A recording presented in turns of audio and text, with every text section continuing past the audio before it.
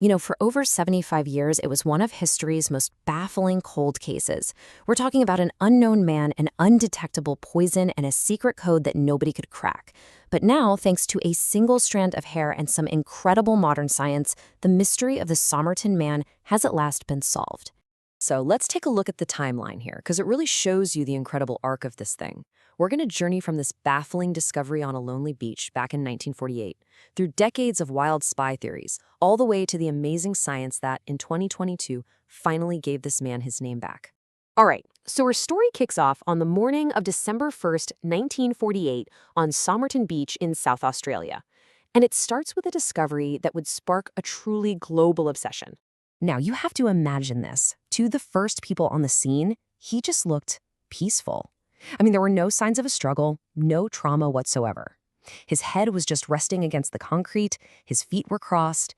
He honestly just looked like he'd fallen asleep watching the waves. But right from the get-go, nothing added up. Nothing. All the labels from his very high-quality clothing had been carefully snipped away. He had no wallet, no cash, no identification at all. He was a complete ghost, a man who was clearly in peak physical condition, with well-kept hands, but with absolutely no name and no past. And when they did the autopsy, well, that just made things even weirder. The pathologist noted his spleen was 3 times its normal size. His stomach was congested with blood. They were convinced it was poison. But it was a poison so sophisticated that it was completely undetectable by the science they had back in 1948.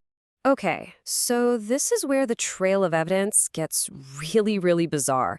And instead of clearing things up, it just made the whole case more complex and, honestly, a lot more intriguing.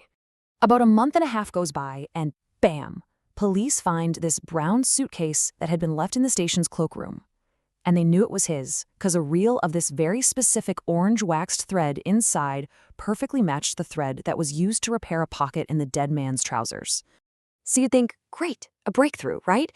But was his name really T. Keene? Well, the police couldn't find any missing person with that name anywhere. And what was with these weirdly modified tools? They looked less like your everyday personal items and more like some kind of specialist's kit. And just when it felt like the case was hitting a total dead end, a pathologist who was re-examining the man's clothing found something everyone else had missed. It was a tiny, tightly rolled up scrap of paper, and it was hidden in this small, secret pocket. This little clue would come to define the entire mystery for the next 75 years. It's this tiny piece of paper, and on it, just 2 words, tamam shud. Now, that's a Persian phrase. It means, it is finished, or the end. And it was quickly identified as the final words from a famous book of poetry, the Rubaiyat of Omar Khayyam. And this is the moment the case goes from a weird mystery to something else entirely. After a public appeal, a man came forward with the exact copy of the book that the scrap was torn from. He'd found it in his car, near the beach. And in the back, investigators found an unlisted phone number and what looked like a secret coded message. I'm not kidding. For decades, you had the world's best codebreakers, military intelligence, amateur sleuths, you name it, all trying to crack this thing. Everyone believed that these seemingly random letters were the key, a final message that could unravel the entire mystery. But nobody could solve it. So what do you do with all this? An untraceable poison, a secret code, a man with no identity. The world jumped to the most obvious and exciting conclusion. This guy had to be a spy. And you have to understand the context here. The timing was just perfect for a spy story. We're talking the dawn of the Cold War. South Australia was home to a top-secret rocket testing range. And that phone number, it led to a mysterious nurse named Jessica Thompson, who totally denied knowing him but also seemed terrified. She even later told her daughter that his identity was a state secret. It all just fit this perfect narrative of a covert operation gone horribly wrong. So for more than 70 years, that's where the story was stuck. It was this perfect, unsolved spy thriller. And then, everything changed. All because of a single hair found in the man's plaster death mask and some incredible new science. So how on earth did they do it? Well, they used a technique called forensic genetic genealogy. They actually managed to pull a usable DNA profile from those super old hairs, then they uploaded it to public genealogy websites to look for any distant relatives.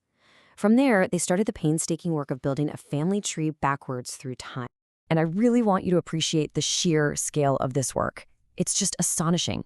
To find one person from one tiny hair, these researchers had to build out a family tree that contained over 4,000 people, slowly connecting all the dots until they finally zeroed in on their target. And what they found, well, the DNA pointed conclusively to one person. His name wasn't Keen, he wasn't some Russian spy, and once they had his real name, his life story started to unravel every single piece of this crazy mystery. So, who was the Somerton Man? He was Carl Charles Webb, a 43-year-old electrical engineer and instrument maker from Melbourne. Turns out he loved writing poetry, he liked betting on the horses, and he had pretty much vanished a year earlier after his marriage completely fell apart. And as soon as they knew who he was, all those big dramatic spy theories just collapsed. The Keen tags, not a fake identity, just hand-me-downs from his brother-in-law, Thomas Keen. Those spy tools, nope, just standard gear for an instrument maker. And that unbreakable code, well, it's now believed to be just his personal shorthand for places, maybe a log of his search for someone from his past. So, in the end, the story of the Somerton Man isn't one of international intrigue, of spies and secret codes. It's a story of a quiet, personal tragedy. A skilled man dealing with heartbreak, who traveled to find someone, failed, and simply ended his story alone by the sea. And really, this whole case kind of forces us to step back and think about how we build these huge myths, right? It makes you wonder, how many other of history's great unsolved mysteries are actually just quiet human tragedies, waiting for the right science to finally give them a voice?